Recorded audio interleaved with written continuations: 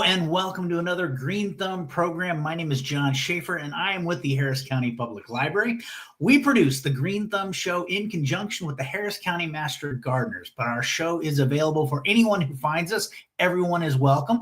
And a great place to find us is, of course, the Harris County Public Library website at hcpl.net. We also have a companion blog to this show written by Harris County Public Library's own Mr. Steve Bearfield, who also just happens to be a Harris County Master Gardener. It's great how that works out. Anyway, and inside his blog, you'll find links to the show and a lot of supplement information and his take on it. So it's a great place to find us. And you can find us always right here on the third Tuesday of every month at 11 a.m., where today's topic is composting. Why buy compost when you have everything at home to make it your own? And it's easier than you think. But before I introduce our presenter, a couple of things. Number one, we love questions. So please type them into your chat on Facebook or YouTube or wherever you're watching this. We have master gardeners monitoring the chat, so you will get an answer to your question. I guarantee it. And maybe I'll have our presenter answer that question as well. We'll stop a couple of times and take questions. And second, this is the last show of the year. That's right. We do not do shows in November or December. So we will be off on break until Tuesday, January 19th, 2026. And I'm telling you what, we've been talking about it. We've been working on it. We got a lot of exciting things coming for next year. So, man, you want to make sure and stay tuned. We'll remind you again at the end of the program when to set your calendars for. But now I am very excited to introduce our presenter, Miss Teresa C. Was in the Master Gardener class of 2005. So she's been doing this a while. She has advanced training in 7 areas, including, of course, composting, which is today's topic. She currently spends most of her volunteer time doing presentations on several topics. So please welcome Teresa. Hello, Teresa. How are you? Good morning, John. I'm doing great. It's good to be with you today. Always good to see you as well. And I'm looking for this. I've been saving up table scraps for about the last week. So I think that's going to be for composting. Maybe I should just take out the trash. I don't know. I'm waiting to hear what you have. Put it in your compost pile. Put it in the compost pile. All right. Well, speaking of which, I know we've got a lot to get to, and I'm really excited about the presentation. So I'm going to go ahead and let you get to it. All right. Okay. Thank you, John. We'll go ahead and go to the next slide. So I'm going to start and end with this slide. You notice there's a couple of websites you can go to and get all kinds of free horticulture information, not just about composting, but about trees and turf and vegetables and anything you can imagine to do with horticulture. So let's move to the next slide. My mantra is never be ashamed of what you don't know yet. So that's why we talk to each other. That's why we listen to classes and do research and such. We want to keep learning. So I encourage you to keep doing that. Next slide, please. So something to keep in mind that an average household in the U.S. generates 650 pounds of compostable material. So a lot of that goes on the curb to be picked up by the trash collector. Some of it, they say, goes into a natural compostable area, but a lot of it just goes into the landfill. So anything you can possibly do to do your own composting. I try not to scorn at people that don't get to compost, because I realize as we get older, we downsize, we might not have a yard or even a patio that we can compost on. But if at all possible, I strongly encourage you to compost. Next slide, please. So when we compost, we're basically mimicking nature. And the forest floor. In the forest, we don't have people that go and rake the leaves. The leaves fall down, they sit there until they start breaking down and breaking down through time. And then they start becoming compost. And then the rain sets in and it percolates all the nutrition into the soil. And that nutrition goes back into the roots of the trees and any other vegetation out there. Next slide, please. So the benefits of composting, it's great stuff. So you can supply your garden bed with organic matter. That's what compost is organic matter. It attracts earthworms and other beneficial microorganisms. And it's kind of a snowball effect. The better soil you have, the more earthworms and microorganisms you get, and that makes your soil even better. So it's a wonderful snowball effect. So compost not only helps your soil hold water, but it also improves the drainage of that water, and it allows your soil to retain nutrients in that soil. Next slide, please. So compost versus mulch. As you can see, compost on the left, the way I usually define it is organic material that has already broken down and you work it into the soil, whereas mulch is hopefully organic material that has not yet broken down. And you usually apply this around your plants, your trees, bushes and such. So you might notice little shreds of tree bark or pieces of twig, things like that, and that will be your mulch. Next slide, please. So you can build different kinds of compost bins. You don't even have to have walls on your compost area, but let's just say you are. So when you're building it, you want to try to get it between 3 feet and 5 feet. Now, I realize if you have a lot of acreage, you can do something bigger than this. But for us city folk, we want to aim for 3 to 5 feet. Now, the reason why we don't want to get less than 3 feet is because we need heat to build up in that compost pile. And if it gets bigger than 5 feet, it might be kind of hard to reach in there with your pitchfork and stir things around. And I do like to use a pitchfork. So, okay, next slide, please. So there's all different kinds of things that you can use for compost bins, a lot more than what's shown here. The top left, I call all of these a chicken wire, even though they're not necessarily chicken wire. The top right picture shows store-bought composters, and these are wonderful. On the right, top right picture, the composter on the left in that picture is, you don't have to lean over to stir it. A lot of those will actually have a handle on it, so it's very easy to stir. A lot of these store-bought tubular shaped ones, they have little grips on them, and you just grip as you turn that compost pile. Wonderful things. All of these are vented. So we're talking about aerated composting, aerobic as opposed to anaerobic composting. So there should be some kind of ventilation on any compost pile you use or composter that you use. Now the bottom right picture shows 3 different kinds of composting bins that you might use that work in different ways. So the one that's kind of green, it's the far left of that bottom right picture, that just kind of snaps together. It's plastic, very durable. The walls are a little bit over an inch thick and they just kind of snap together. When you want to stir it, you can just kind of pop off one half of the top or both halves of the top.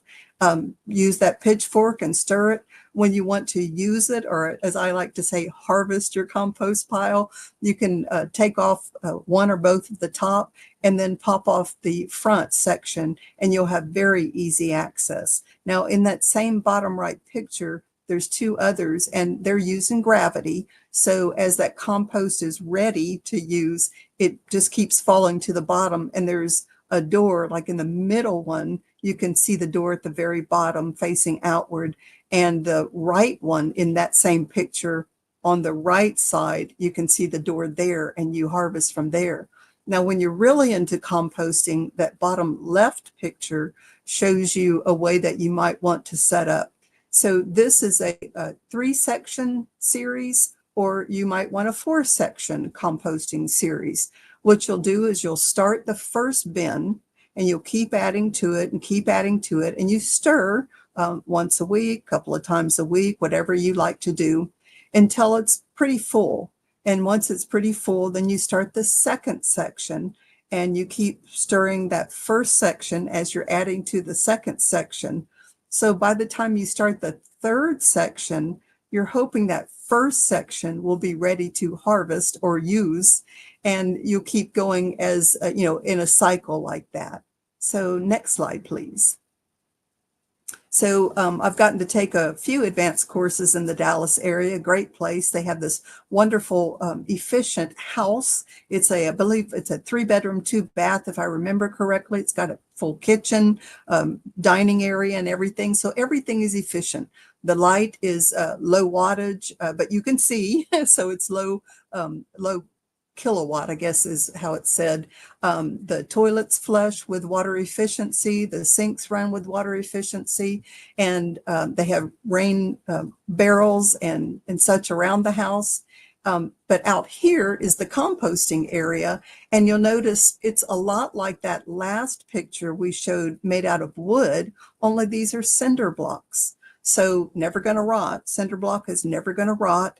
And notice the way they have some of the cinder block turned where air can get through. Again, this is aerated composting, as aerobic composting as opposed to anaerobic composting. So when I mention the word anaerobic, that means you seal it in, like bokashi is another way of anaerobic composting.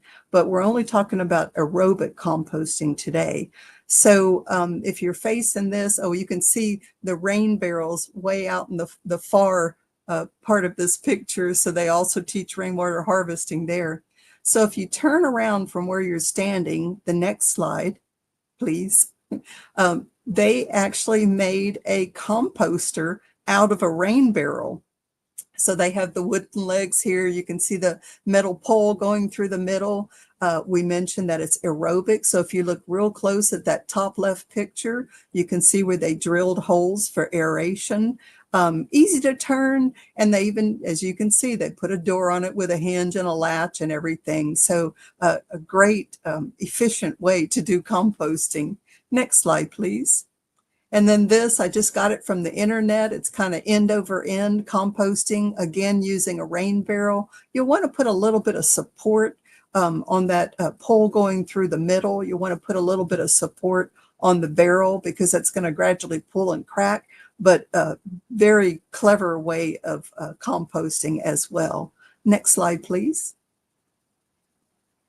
So when I got to take the advanced training in Fort Bend County, this is Boone Holiday. He was our leader, Boone Holiday.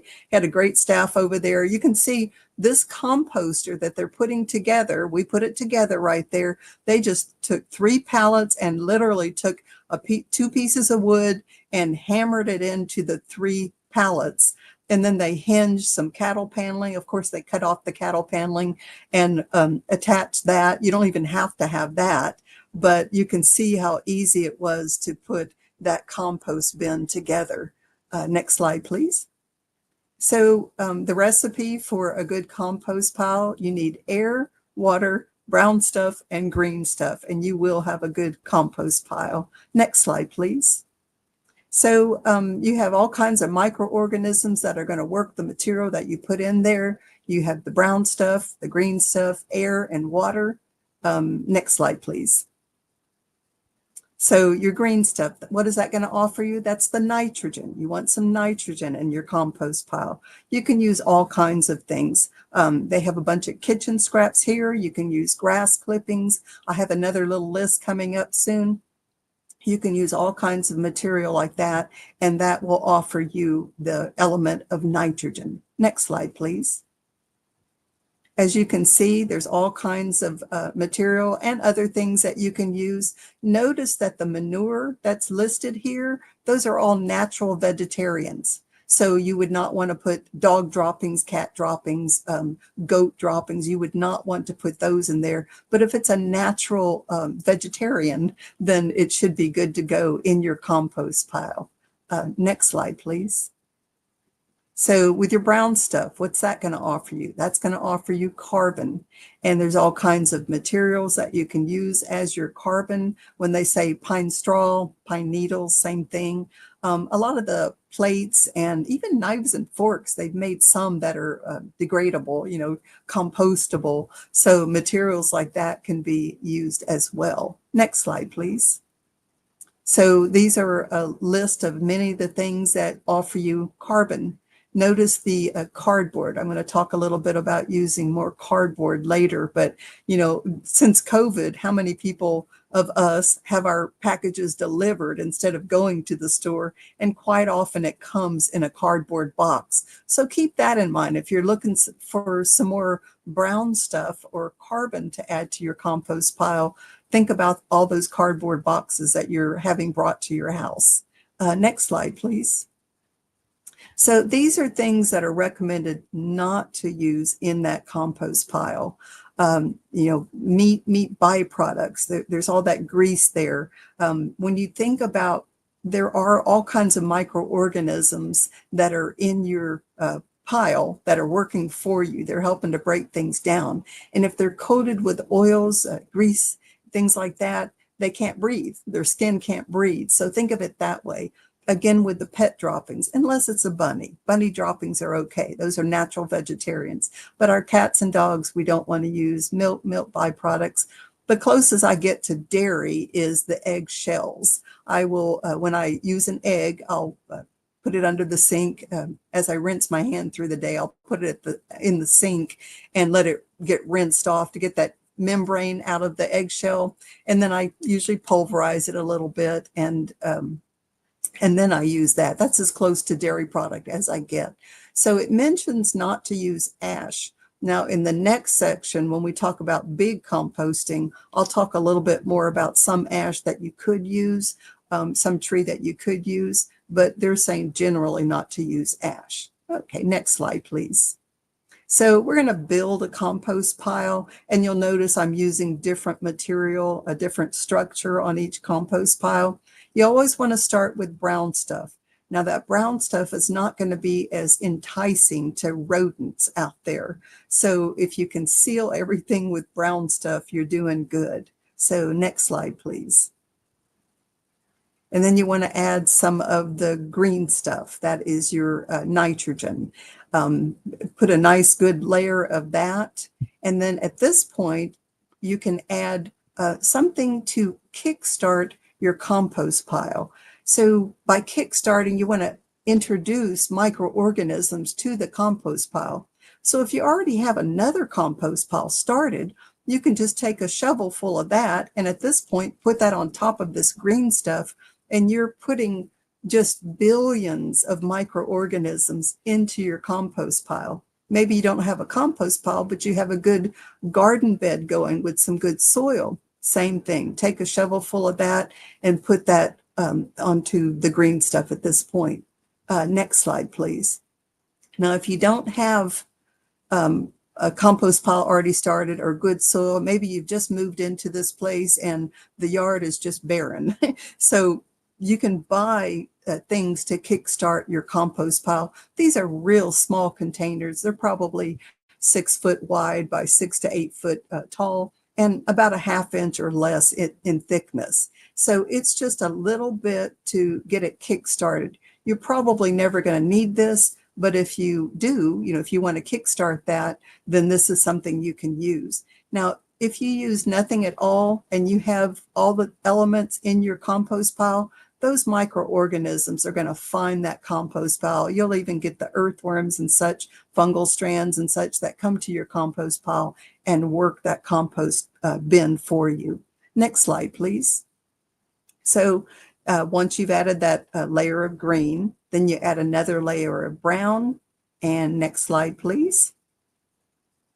And then another layer of green. Now at this point, I do get a lot of questions about rodents. Rodents smell all these kitchen scraps and they want to get in that pile. Now, if you're using nothing but grass clippings as your green stuff or your nitrogen, you're not going to have a problem. The rodents aren't going to be too interested in that, but they love all these kitchen scraps. So I mentioned about cardboard.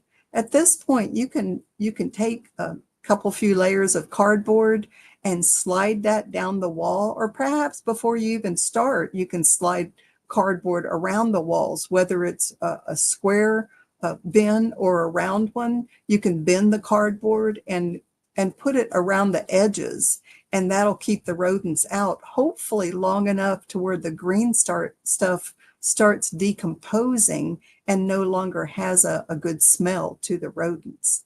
Okay, next slide, please. And then you always want to end with the brown stuff. So here they had one of them that was a little bit too wide for what they had in there, so they had to kind of band it together. But it does show you that you want to end with the brown stuff. And as you can see, you're not really seeing a whole bunch of green stuff at all. So next slide, please. So if you cut or slice down the side of a compost pile, this would be a perfect compost pile. Now, that looks like a layered cake, and most of us are not going to have perfect layers like that. We're just putting piles of brown, piles of green, piles of brown, and such. But this is what it might look like. So you've started with that brown stuff, at least 6 inches to start with. Remember, if you're using leaves, as you put weight on it, it compresses. So, if you can put 6 to 8 or even more inches of that, it squishes down. So you'll be doing even better if you put more. And then, of course, you want to end with a good layer of brown stuff. Next slide, please. So troubleshooting. Things that might come up that will help to know ahead of time. So say you go around your compost pile and it's just kind of stinky. So it could be one or two things. So it might be that there's too much nitrogen or green stuff, or it could be that it's just too wet, or it could be both. So the amount of green stuff to the amount of carbon. So what I recommend is take your pitchfork and go towards the middle of your compost pile and pull outward. So just try to go to the middle and pull outward and pull outward and pull outward, and take a look in there. If there's nothing but green in there, then you'll want to add some carbon. And of course, when you finish, cover it back up with even more carbon, more brown stuff. Now, if you open it up and it looks like it's a good mix of brown and green, but it's just wet, then try to leave it open at least for the day. Now, you don't want to leave it open overnight, because that's usually when the rodents come and have their party. They feast in your compost pile. So try to cover it up at night, but if you can open it up in the daytime and let that kind of dry out some, that'll be great. Now, another problem that you might have is you notice that pile is just not breaking down for you. Probably it's either too dry and or it's too much amount of carbon for the amount of nitrogen, too much brown stuff compared to the amount of green stuff. So do the same thing, get that pitchfork in the middle and pull outward and take a look, see what it looks like. If it's just dry, if it looks like it has a good combination, it's just dry, things happen. We get a bunch of rain, and then all of a sudden, well, like now, we haven't had rain in a while. So it could just be dried out. If that's okay, if that's the case, give it a little splash of water. You want it moist, not dry, moist, not wet. I know we all hate the word moist, but it works perfectly in vegetable gardening and in composting. So also, if you open up that pile and all you see is brown, not a speck of green in there, then try to add some green stuff or nitrogen to the mix. And then remember to always cover it back up with some carbon. Now, another problem that you might have, ants go into your pile. So some things that I like to think about is where does it seem their interest is? Does it seem to be just one spot? Say you have a round compost pile and they seem to just be going into one spot. If that's the case, what could have happened is a varmint of some kind got into your compost pile and breathe their last breath in your compost pile. So you have a dead creature of some kind in there. If that's the case, then you'll need to put some gloves on or find a dear friend to put some gloves on and get that out of your compost pile. Now, if the ants seem to be interested in the whole pile, then it might be a little bit dry, because remember, ants don't really like much water. So it might be dry. So you might check on that before you do anything major. You might just check and see if it has the right amount of moisture to it. Again, moist, not dry, moist, not wet. So, and if that's the case, like I said, just give it a splash of water and you're probably good to go. Another thing that you can do is sprinkle some diatomaceous earth around the outside of your compost bin, around the perimeter, and that will also help. So say animals are going towards your pile. We've kind of talked about this. They're probably interested in that green stuff. So try to just block off the smell of that green stuff with some kind of carbon. Again, if you can slide some cardboard box down the sides, as the walls, that can block out the little critters until the green stuff inside of your compost pile has a chance to start breaking down. And once it breaks down enough, it won't be as enticing to the varmints, to the rodents. And another situation you might have is you start using your compost and you're getting all kinds of chunks in there, big pieces in there. Well, that happens. Real often I have a good compost pile. It's been going for me. It's almost ready. I know it's almost ready to start using, but there I am throwing another pine cone in it. Well, that pine cone is not going to break down quick enough. Certainly not the core of it. So on the next slide, please. You can sift it out. You can build a sifter easily, or there's all kinds of store-bought ones that you can use. It's much easier if you do it over a wheelbarrow, you'll probably find, but it'll be pretty easy. And then the stuff that doesn't go through the sifter, just throw it back on the compost pile. So next slide, please. So when is it finished? It should look like this, that beautiful dark earthy look to it. It should crumble in your hand. It should have a wonderful earthy smell to it. Also, take a note of how big it was, how full it was when you started. No matter how much you're stirring, it's still going to be the same volume. So it should end up being only about a third the volume as when you started. So those are things to look for.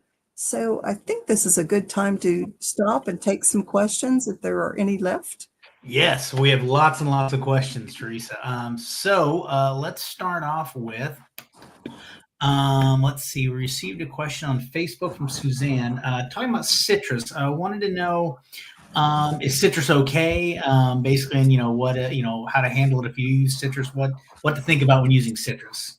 Yeah, so the reason why she's asking this question is because citrus is very acidic, and all of your microorganisms you think are just not going to like that. It might burn them or something. So I put citrus peels in there. I don't put a whole bunch of citrus, the pulp in there. But yeah, I'm pretty liberal with the peelings. And if you have any doubts, you can just set them off to the side and let them dry out a little bit. If you're worried about ants, you can find a little container and leave it open and put it in the refrigerator, and that'll dry it out real good. And then you can put it on your compost pile. So yeah, great question. Okay, good. And then we also received a question on the tumbling composter. How much do you fill it? What's the ratio of brown to green? Is it the same, or is it okay to add new context when you're tumbling it? Yeah, so very good questions. So hopefully I'll get them all. So when you ask about is it okay to keep adding to it, that's why people that are really into composting, they have those 3 sections or 4 sections, because you don't just stop having compostable material because your compost bin is full. So if you can have another compost pile, maybe one other one to go beside your tumbler, that's great. If you don't, just keep adding to it until it's pretty full. As to how full, I'd say until you can't really turn it comfortably. If it's just too heavy to turn, then you don't want to hurt yourself, especially people, as we get older, we have to cut back on some of the things we do. No one wants to be crushed by a compost bin. No, not a way. no. That's not a good way to go. Because So you're not good compost. You're not good. No. So a lot of those tumblers, they have these grips. So they're rounded facing you this way, and they have a grip. And so you pull and you pull, with the grips. I hope that makes sense. And when it starts getting too heavy to do that, then that's a good time to stop. Okay. And I think you can keep adding until it's pretty full. And Okay. it seems like there was a third question there I might have missed. Whether I missed. Let's see. I think let me go back. I have my notes here. Let's see. Sorry about that. Sure. No, my fault. Where did I put that? Oh, you keep adding new contents as you tumble. So I guess obviously this is the time when you need to stop adding new stuff. Yeah. So That's when you say, okay, I need to start a new compost pile. right. Okay, and another question is I think you've covered this, but what is the optimal percentage of green and brown material? Just, if Okay. That was the other question. Okay. So it's kind of hard to measure. Some people say 1-to-1. Some people might go as extreme to 40-to-1, 40 parts carbon to 1 part nitrogen. The reason why is because when you think a pile of leaves, when you put weight on it, it's really squishes down. If you step on a pile of leaves, it squishes down. Mm-hmm. So you could consider it 1-to-1, but some people are going by what it looks like before it's squished. So hopefully that makes sense. So that's what you're aiming for. Yeah. Got it. Now that I have a question, my sister a few years ago called me all excited, told me she had this machine that's going to sit on her kitchen counter, and it makes dirt. And I'm like, what are you talking about? And she spent some good money on this thing and made dirt in her kitchen. It's like a rock tumbler almost. And is that composting? And if you have any experience with that, because she swears by it, I'm a little skeptical, but So no, I have not done it. I hear that it works great. So if you don't mind putting all that stuff on your kitchen counter, I understand from what I understand, it does not have a smell. And that's usually the only thing that's going to bother anybody is if it has a smell, or if somebody, if maybe the whole family is pitching in on this project, and some people are a little bit messier than others and they kind of hit the container. So that's the only problems I hear of, but the way I understand they work, I can't tell you firsthand that they do because I haven't gotten to try it. Good to know. Well, that maybe I won't make fun of her as much now. And this question just came in from Rick on YouTube regarding getting the compost heated. What's a good temperature? How can we keep the temperature hot during the Houston winter? The occasional winter storm Uri or whatever. Yeah, we do get some cold. I know we're Houston, but we do get some cold. So the green stuff is going to give you more heat. As it dries out, it's going to lose heat. Again, I mentioned about not getting less than 3 feet because the bigger the pile, the more heat it can maintain. Some of you might remember every once in a while on the news, we'll have companies that do big composting where the piles of compost are like 20 feet high or more. I have gotten to visit such a place. They constantly have water sprayers going over the piles so they don't get too hot. So just to let you know, don't let that pile be too small to start with. Make sure they have enough moisture. Turn it, every once in a while. You can also get gauges that some of them are 15 inches long, some of them are 18 inches long, and that will tell you the temperature. So you can actually push it inside of your compost pile and know the temperature. So hopefully that answers the question. I think so. If not, Rick, let us know. Rich, let us know. We'll get back to it. And we'll do one more question from the internet, and then we'll go back. And we will be stopping and taking questions at the end, so keep those coming in. Bethany on Facebook wants to know, can you use bokashi in an erratic compost bin? Sorry, aeratic. Aerated. So bokashi in itself is anaerobic. Okay. So you're going to do either one or the other. So your regular composting, which is what I've been talking about, is aerobic. So there is air in there Remember that recipe, air, water, green stuff, and brown stuff. So bokashi is anaerobic. So you actually close it in, seal it in, and you do not let the air get in there. So they are two different things. Good question. Good, good. All right, we'll tell you what. Why don't we jump back into it? Let's see here, and I'll get out, and we'll stop again for questions at the end. So please keep those coming in the comment section. Oh, so let's go ahead and go to the next slide, please. So now we're going to talk about hugel culture. So it's pronounced hugel, like a hoot owl might say who. So let's go to the next slide. We're not going to talk about vermicomposting today. So let's go ahead and go back one. So hugel culture is you're composting on a bigger scale. So I love it when I get to talk to a group of like farmers or ranchers or, people with a little bit of acreage. Then I really get to talk about hugel culture. So this is on a bigger scale. Next slide, please.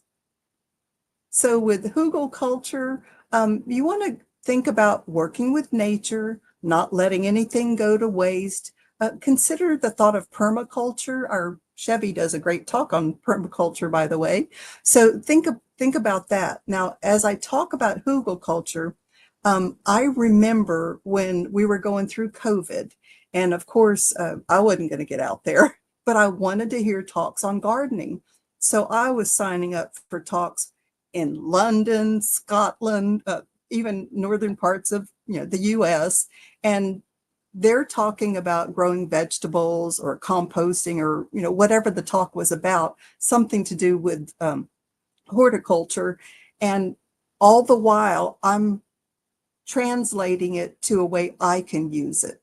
So this hugel culture is usually on a bigger scale, but if you're a city folk like me, try to convert it, as I'm talking, convert it to smaller so you can use it. So let's go ahead and go to the next slide, please.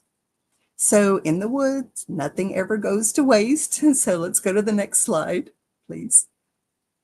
So when you start your hugel culture pile, you want to start with bigger pieces of decomposed wood. Now you can use a freshly cut tree, but usually you're starting with a tree that's kind of brittle or starting to break down.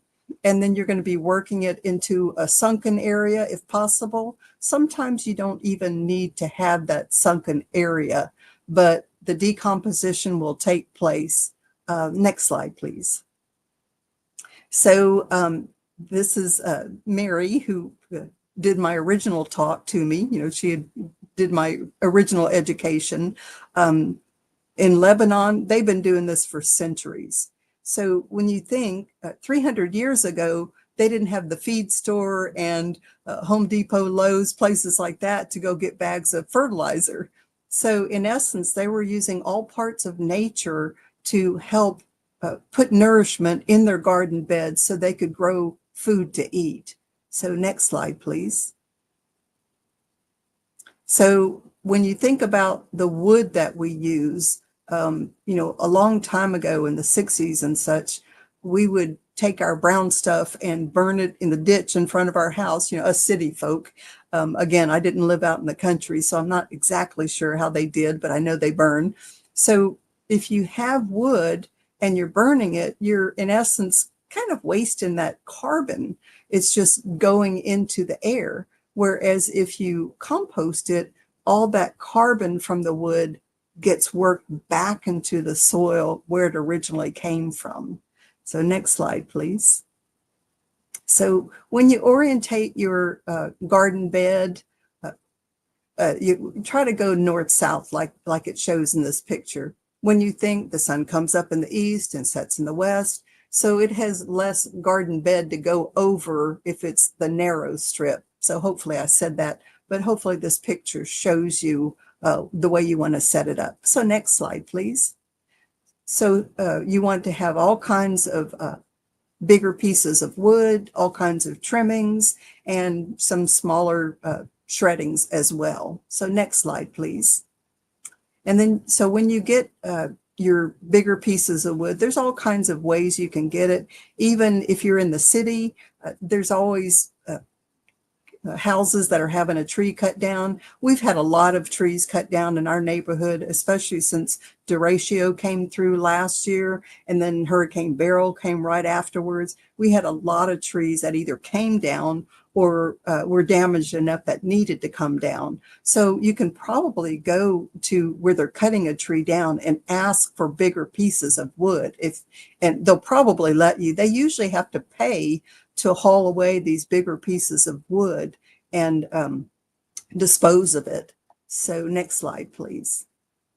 So some of the kind of wood that you don't want, that you do want to use that are safe for hugelkultur: fruit trees, willow, different kinds of oak, mimosa, pecan, red bud, and crepe myrtle. And on the next slide, all kinds of trees that you do not want to use for hugelkultur: cedar, cypress, white oak. So I mentioned oak in the last one. This is white oak, chestnut, redwood, and black walnut. Now, the reason why you don't want to use these particular trees is because they have naturally occurring, in their oils, they have naturally occurring fungicide and insecticide in them. So until they start breaking down, they're actually working against your compost pile. In a compost pile, we have all those microorganisms, so little creatures, and an insecticide will kill those little creatures.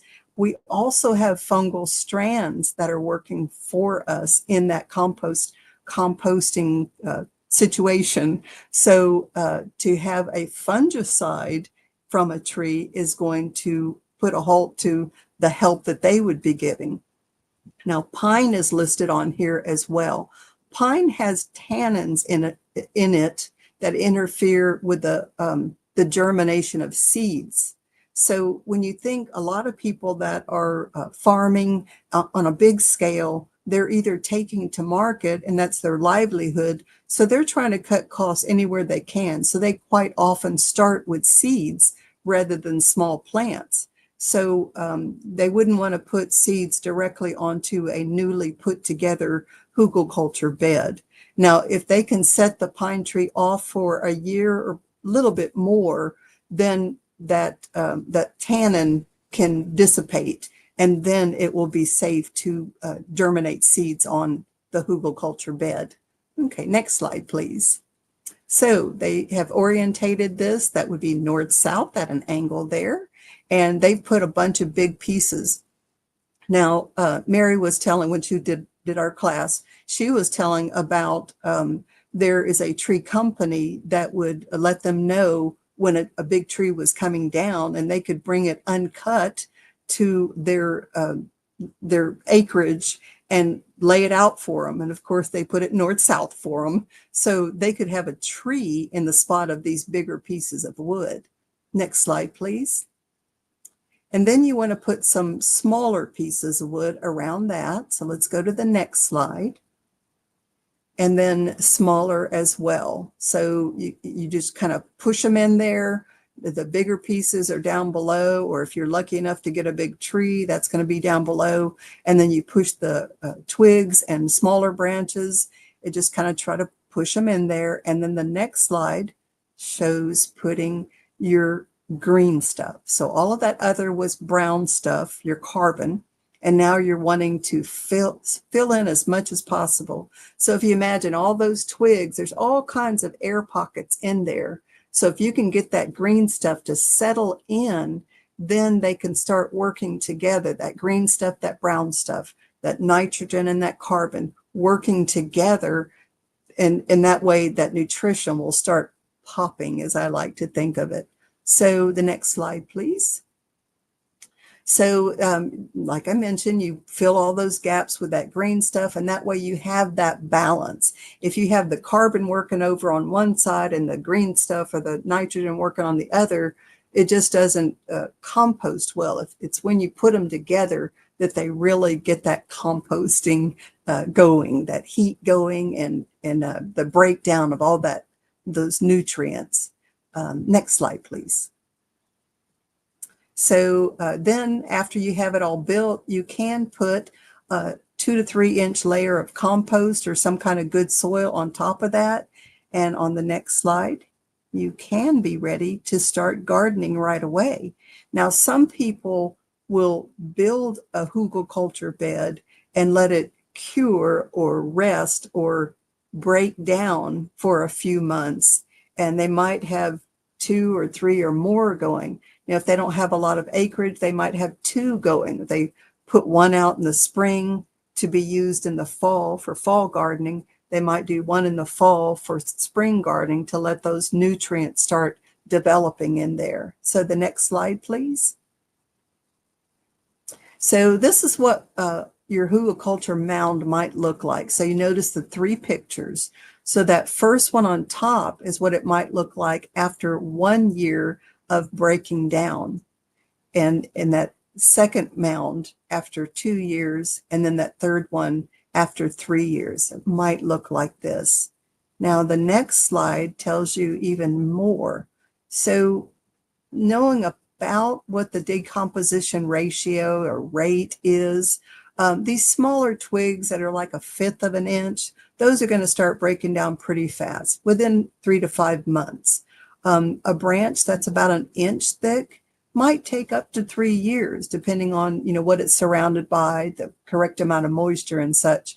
Now, just think if you had a tree or a branch that was 1 foot in diameter, that can take 10 years to break down. And can you imagine if you had a big tree that was 4 feet across, that can take 50 years.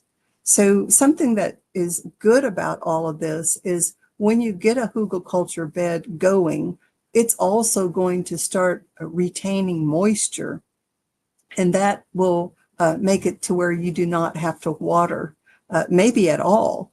Sometimes you get the rains, but sometimes in some areas they don't get the rains that they need, and so that is something to think about. Also, if you're planning on planting on a hugelkultur bed that you just put together, and you put seeds in there or small plants,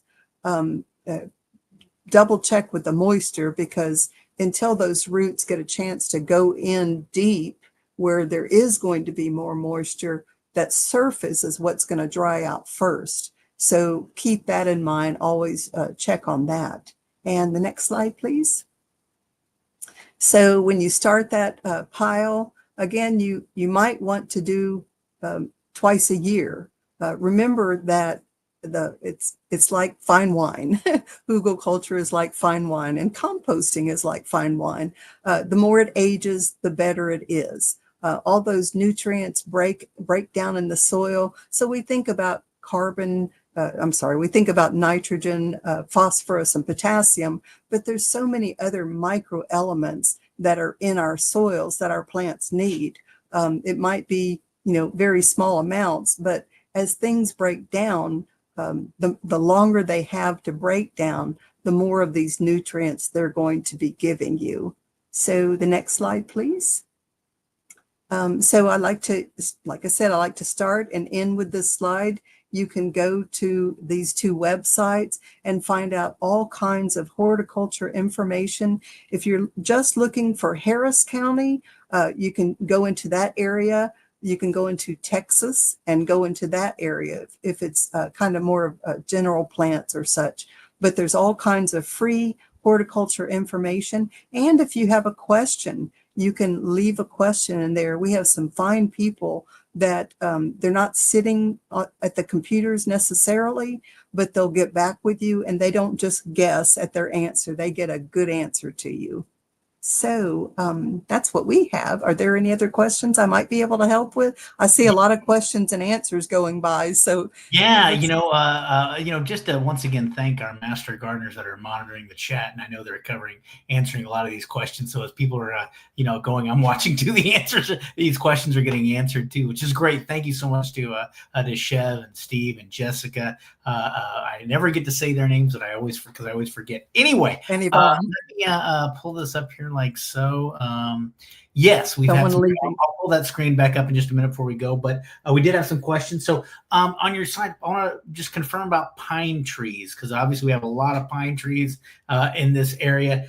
Pine trees, you say, are good or not good for hugelkultur? Because I think the slide if you can let them like cure or dry for a year or a little over a year, then the tannins in it will dissipate. Now, the main thing that they're affecting are seed germination. Okay. So if you're putting plants in, it's probably not going to hurt it. But a lot of people, when they're taken to market, they're trying to cut as many costs as possible. So they're using seeds, and those tannins will affect the seed germination. Okay. Okay. Good to know. Good to know. Um, Another question that came through, we had someone that had pest concern with hugelkultur. Um, Obviously, it's going to be outside. This is not, it's a little bit of a larger scale, but I mean, compared to say, your other composting, how are the pests with, and I wonder about that too, because with the trees, I know you might lose a tree to say some sort of bug or infestation or termites, how does that affect your gardening? Yeah, so all things to watch out for. If you know you have a diseased tree, then and you have a lot of acreage, I would probably burn that. I just wouldn't mess with that. You don't want to spread any pathogens. So if you have a sick tree that is a sick tree and that's why you had to take it down, then I wouldn't use that. I would probably burn that as well if you have some acreage and you're allowed to burn. And we're on a bird ban right now. But if it's a somewhat healthy tree, it just outlived its life, and it was ready to come down, then that should be fine. As far as creatures getting to it, it's like a compost pile. Now, out where you might have a lot of acreage, you're probably going to be able to use more grass because it's going to be kind of hard to come up with that many kitchen scraps to put on a big hugelkultur bed. And if that's the case, the little varmints are not going to be going for the grass. Now, they will be going for any kitchen scraps you put in there. So, if you are using a lot of kitchen scraps, then try to cover that. Work that towards the bottom of your bed, as you put your big pieces and then you put your twigs. If you're going to have kitchen scraps, then put that in now and work that towards the bottom, and then cover it with grasses and other material. Okay. Another good question. Yeah, one thing I was thinking about, like in our area, we have trees, and most of the area around here, people don't have a lot of acreage, but they definitely might have a yard. And trees definitely come down in yards and they get sawed off at the stump. And occasionally you'll have somebody come in and grind a stump. But as I know from personal experience, that is very expensive to get a stump ground. And if it's in the backyard, you might not have that option. So my question is there a hugelkultur method where you have a stump that you're starting kind of with, instead of like a long tree that's on top of the ground, but like maybe a stump that's a little bit, is there a hugelkultur Exactly. way to do that? That's exactly my thought. Yes. So you in essence have your hugelkultur started for you. If you don't, it's probably not going to be in the way of anything else because right there was the tree. Mm-hmm. So it's not like you had something else there. So you have your stump, and that is the base of your hugelkultur. So just put the twigs around that, and then any green stuff around that, and keep on building that hugelkultur bed. It's a great thought. With me, I mentioned earlier that when I listen to somebody else talk in another zone or another country, I automatically translate. Now, how can I use this information for myself? So this gentleman that comes to some of my talks somewhere, he had these real big, I think they're 25 or 50 gallon. I think they're smaller than 50 gallon, but anyhow, they're real big bins, plastic. Mm-hmm. And I have actually been doing my hugelkultur in that. So I had some branches that were cut for various reasons, or I got a hold of, and if they wouldn't go sideways, I just put them in vertically and then build around it. And as time goes by, it just starts breaking down, and it's wonderful. It's releasing all the carbons and the nitrogen that I put around it. So yeah, it's exactly like that stump you're talking about. Yeah, I would agree. I mean, I wish I'd known about that before. That would have saved a lot of digging and trying to, anyway, that's a different story. We had a question come from Bethany off of Facebook. What are your thoughts on using fallen leaves? Is it better to leave them on the ground or to enrich the soil and provide freeze cover, or are they better in the compost? So it depends what you're aiming for. If you're a naturalist and you want to protect the insects from the winter, some of us might remember lightning bugs when we were younger, and we don't see them anymore. We don't see them, especially in the cities. But there's a lot of insects that are good insects that have to have things like fallen leaves over winter so that they can survive. That's where they hide over winter. So if you're thinking that way, then you want to leave them on the ground. Now, if you're just thinking about composting, nothing to do with insects, sure, scoop those leaves up and put them on your compost pile. That's a lot of good brown stuff for carbon. So it just depends what angle you're looking at. A dear friend of ours he does great talks on nature and native plants and things like that, and the insects. And so as I'm raking my leaves, I'm thinking maybe I'll leave some for the insects. Leave some for the insects. Very good. Yeah. Well, I guess I had one other question. This is way off topic, or not off topic, but did you see the movie The Martian with Matt Damon? There was a little bit of biology in there, and he grew potatoes. And I'm guessing this is a little bit of composting in there, but it had a human element to it, which we would, I can gotcha. basically not a good thing to think about if you're composting or doing hugelculture. Not good, correct? So in developing countries that don't have access to a lot of the things that we have, they do use that as part of their regular composting. And so it's, here in America, it's like, oh, we can't talk about that. We do not recommend it because when you think we give out things that our body doesn't want, and so there can be pathogens in them. And so that is something we try to avoid. In developing countries, they don't have the option. So I understand why places use it, but no, I don't recommend it. I only recommend things that are natural vegetarians. Vegetarians. Yeah. Bethany had a quick follow-up real quick. She said she was thinking more about frost cover for the plants, which I guess going back to her as a frost cover for winter, the leaves and stuff that fall. I think that's a great way to leave it. If it definitely those. Pine needles are a tremendous insulator, correct? That's leaves, all great insulators. So if you don't need those leaves for your composting, there's nothing like natural insulation down on the ground around your plants. My mom and my dad always made me go out and rake the yard in the fall, and I hated it because we had a bunch of pine trees. And I told them, I said, if God had meant for the pine needles to be off the ground, He would have made them lighter than air. And I still had to rake that didn't work, and they were not.